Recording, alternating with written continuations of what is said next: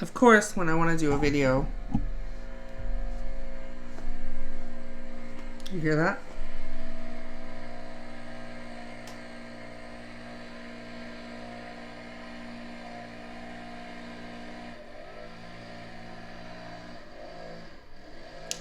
I'm just gonna talk over it. Sorry. I don't know how loud it is in the phone. In the camera, I mean, or whatever. It's a phone. Fuck. But, my son comes home from school soon, and I can't. Why do I look so close?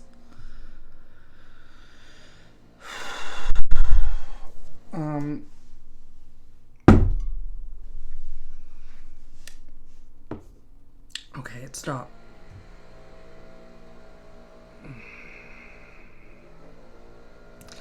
Whatever.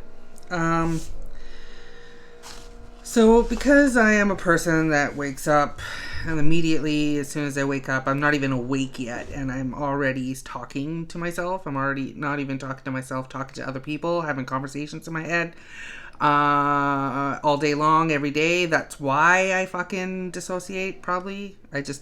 I'm sick of hearing all the chatter. I've always heard chatter. It's always been there. So much that, and I know I've already had talked about this before, but like it just kind of like I'm realizing how much it really, really runs my life.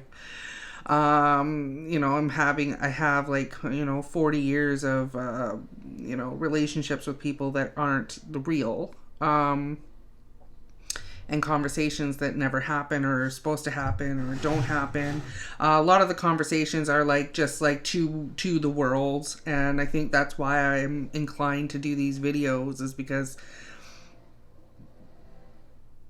like I'm already talking to the world in my head. I might as well fucking get it out. I might as well try and get it out somehow. I have no one really that's gonna be at my beck and call to just hear my rambling on about my fucking mental illnesses and my weird fucking family dimensions and fucked upness and being trapped.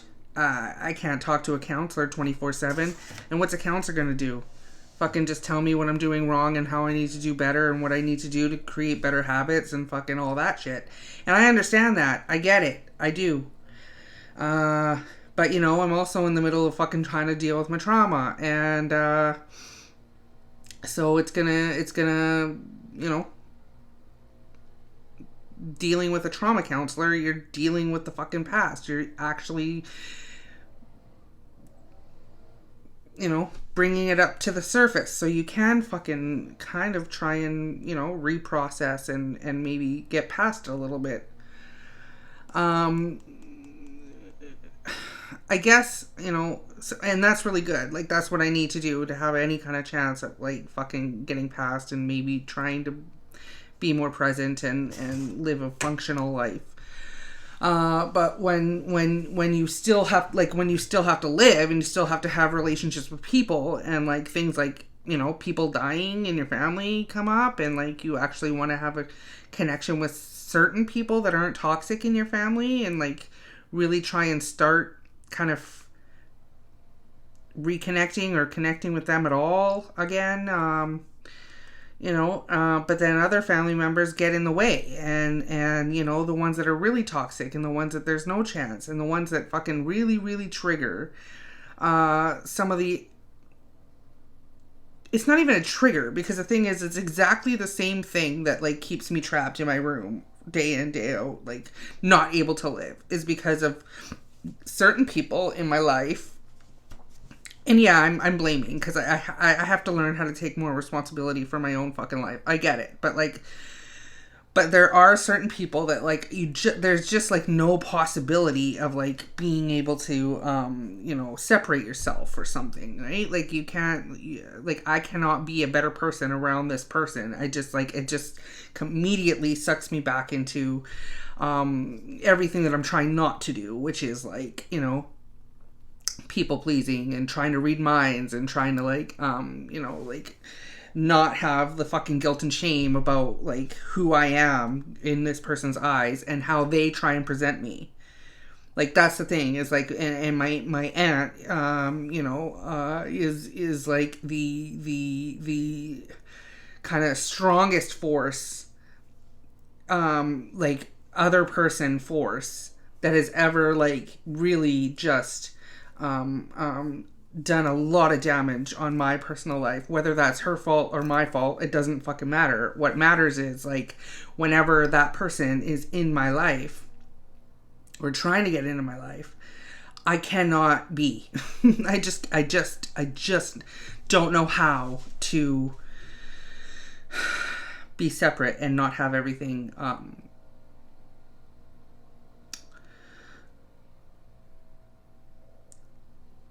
it's like we're as people, we're magnets, and we have magneted forces within us, and around certain people, like, it feels like our magnets are like super strong, but they also are like, the kind where it's like, your magnet, like, it's just fucking like, it's enmeshment. It's like almost incestuous. Feeling like it's just my mental illness and their mental illness is like connected somehow. It's fucked. And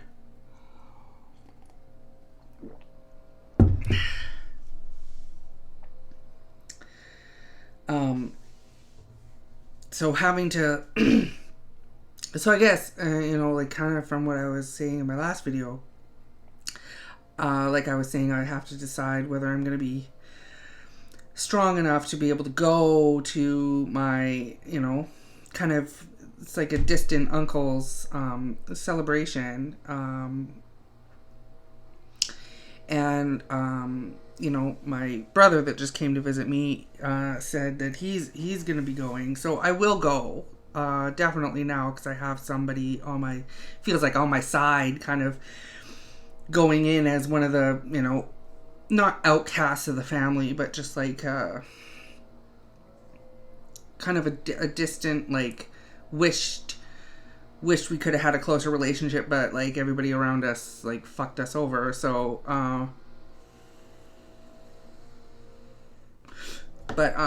and now that I'm an adult, I'm 40 years old, I'm expected to like have better communication skills and better like ability to take my own responsibility for my life, and I'm just not there.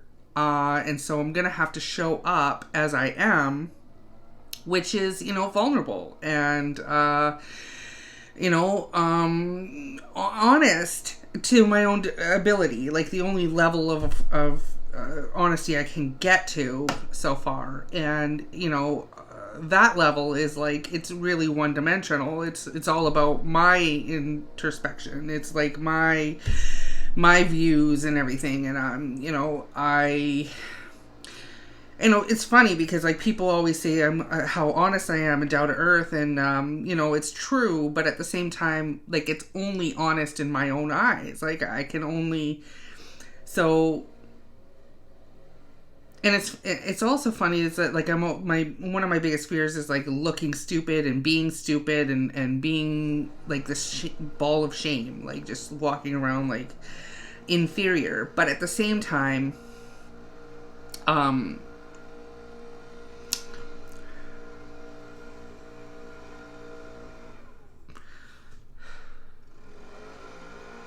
sorry, but at the same time, like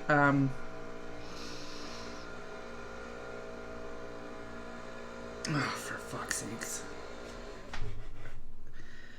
I don't know at the same time. But, like, but I'm also, like, I don't want to say humble, but, like, I'm not scared to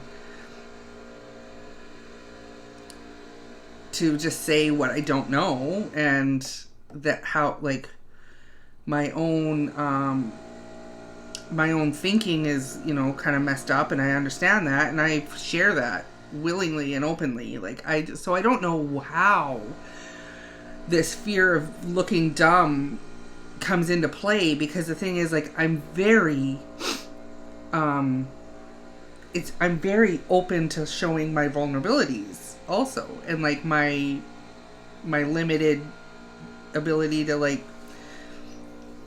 think factually, and just kind of like my limited view in the world is like, you know, doesn't, I guess because that doesn't make me dumb. It just makes me, you know, sheltered and internal. But I guess yeah, so the fear is being dumb, of like just not getting maybe social cues, not knowing how to, like, you know, if something's very obvious to most people, it's not obvious to me. And that's what makes me nervous too. Like I you know, if someone, most people have practice, a lot of practice in being like socially around people, and know when someone says this, they're meaning that, and that, like, you know, and the most obvious thing to do is to offer to help, like set a table or handshake or ask a question about your family and be able to follow that question up. Like, I just don't have any of that in me. None of it. None. So when someone asks me a question, I answer the question, and then I don't follow up with a fucking question for them. I have to force myself to try and remember that shit. And then that's as far as it goes, because I already know that that's something that I don't automatically do, and then I can't, like, produce anymore because it's already, like, I don't even remember their name. So it's difficult. It's not only am I, you know, having to walk in kind of defensively because of what my, you know, everybody probably thinks, and what my aunt probably is portrayed, because that's a big part of her thing. Her stick is like,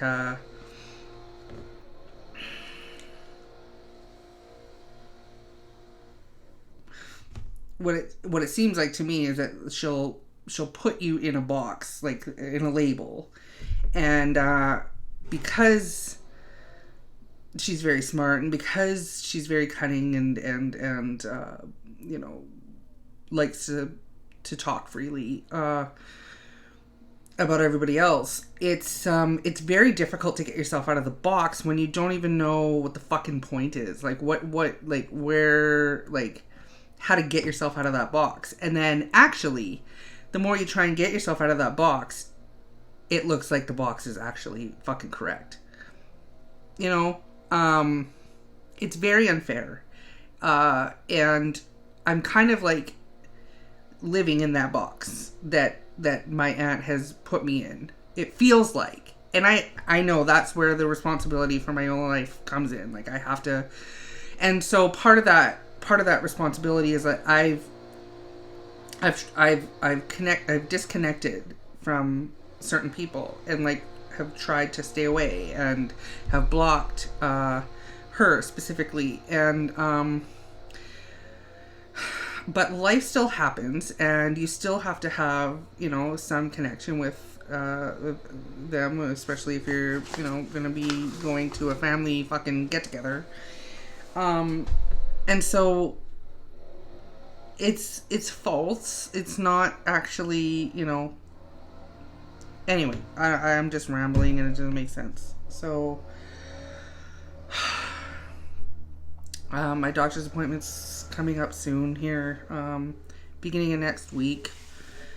It's near the end of this week, so I'm gonna continue to take the med, the Vyvanse, because you know, you shouldn't just stop taking meds, even if you think that they're not right for you. So I'm probably going to have to gradually go down. I think maybe the lowest dose is 30. I'm only on 40, so maybe take 30, like he'll prescribe 30 for a week, and then that'll be it or something. I don't know. But without them, there's no chance of me doing anything.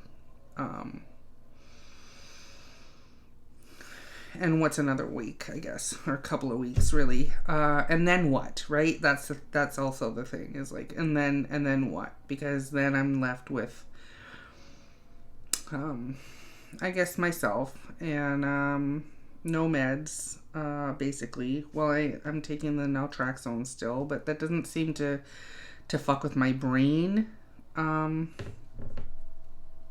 But the biggest issue that kind of stands in my way a lot of the time is my depression. And I just really don't know if there's an antidepressant out there that will be correct for me. Like, I back to the not being able to handle the side effects of these drugs.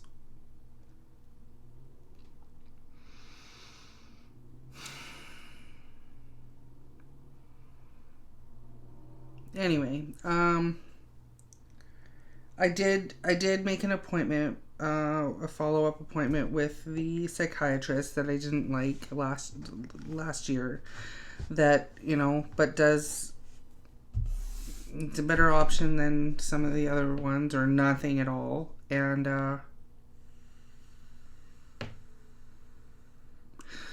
perhaps he did know about naltrexone and suggested that, and I've been taking it ever since. I haven't had a drink since my last appointment with him, which is nearly a year ago. Means nothing to me, but it's probably going to mean something to him. And so then maybe there's some kind of like antidepressant that he could think of. I'll tell him that I've been connected with the weight loss clinic, and they suggested Vyvanse, and they're suggesting these other kind of fucking injectable meds now too for weight loss. And it's like, you know, I can't focus on that. I have to focus on my mental well-being. Otherwise I will, like, it's got to be about staying alive and staying fucking functional first before I start trying to, you know, these weight loss meds. I don't know. I think they you know, if you're prone to mental illness, like, it could be not a good thing. I don't know. And I feel dumb because I was like saying how good it was at first, but like, you know, meds they all take a couple of months to really fucking feel how they work for you. And Vyvanse is not the one. It just makes my OCD worse in a way, and then also my depression. So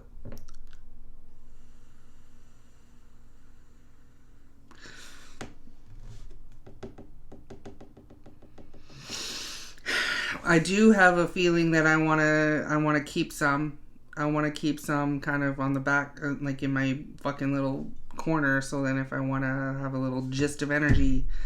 But that's probably wrong. And I will tell the doctors that too. I will say that. See what they have to say. That could be my addict talking. It could just be that I, you know, want some kind of fucking life. But we'll see. And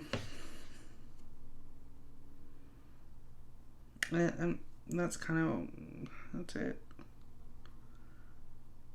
It's not good. It's not good. It's not good at all. I'm not doing good.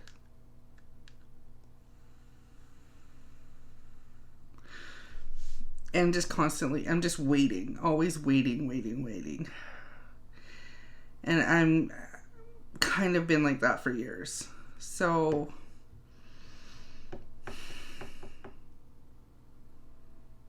I don't know exactly what I'm waiting for. But it's never going to come.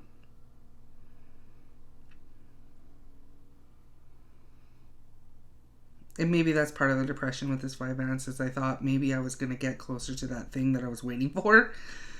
But then realized that, like, I just got better at fucking waiting.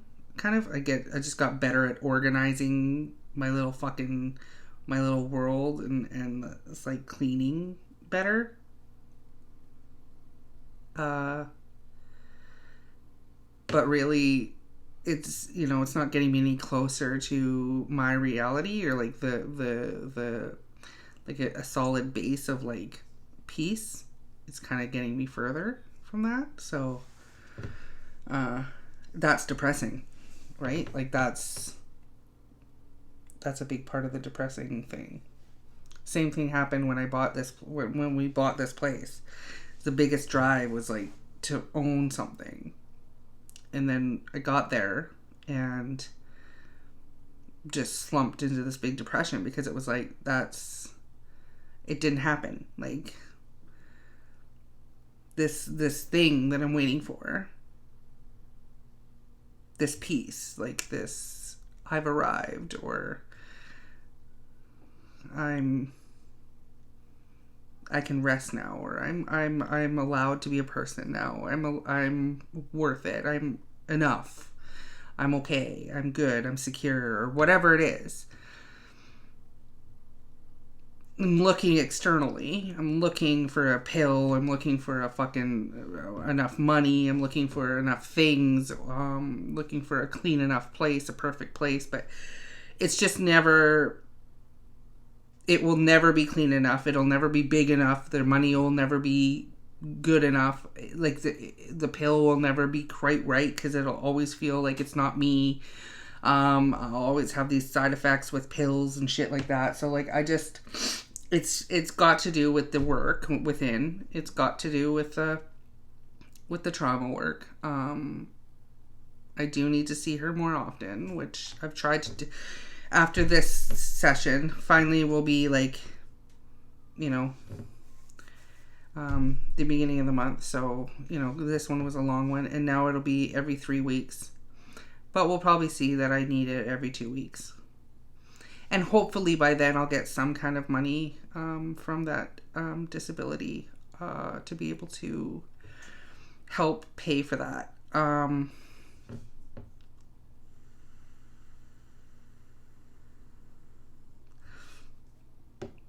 And in the meantime, I just got to continue to wait and try and I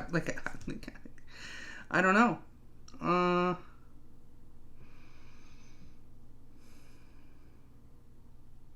Everything just feels like expectations and I can't meet them. So I'm just disappointing people, which is not true. Like anybody that is kind of expecting me to be in their life, like kind of, there's just like a very small handful. And they understand where I'm at. I've been able to, kind of let them know that, I'd like to, but like I can't, kind of. And I'm trying, but it's not going to be, like I need time still. And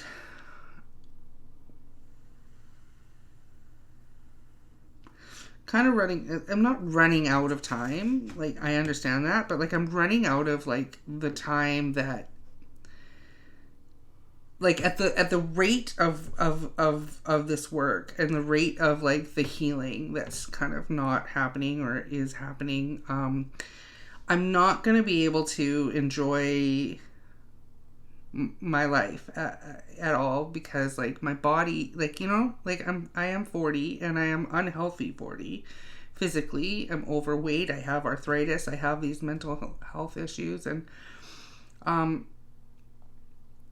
in your 40s and 50s is when you're connecting with family and friends and maybe traveling a little bit and doing some things in life. And like, I just can't do it right now. And, like, I just don't see how much faster I could do this healing. Like, I just kind of waiting to be able to be at a better place to do some things. But it's bleak right now. I'm in the middle of realizing that this med's not working. So maybe we'll see. And in the meantime, like I have had, family force me to be in their lives, which I'm ever so grateful for. And make sure that they're part of my life. They're making the effort, which is excellent because otherwise it wouldn't happen, unfortunately. And they know that, and they love me still for it. So that's good. And then, so it's okay. It's okay. I just, it would be nice to have a bit of joy in between, a little bit here and there. And maybe it's there, I just can't see it right now, but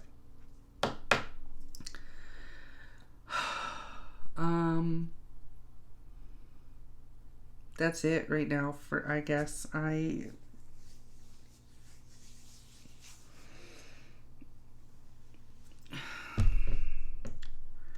made a turkey yesterday because it was on sale, because after Easter they get cheap, so let's threw that in the oven and made some stuffing. So there's turkey for a couple of days, so that's good.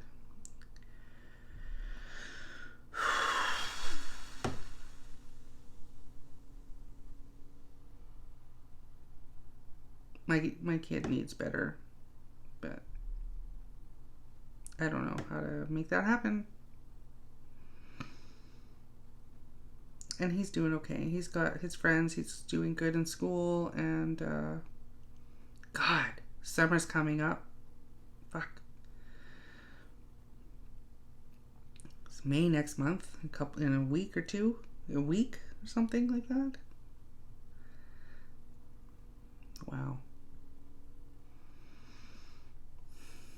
Okay, that's it for now. I'm sorry. I don't think this video was helpful or anything to anybody. But that's not the point. The point is for me. Okay, love you, bye.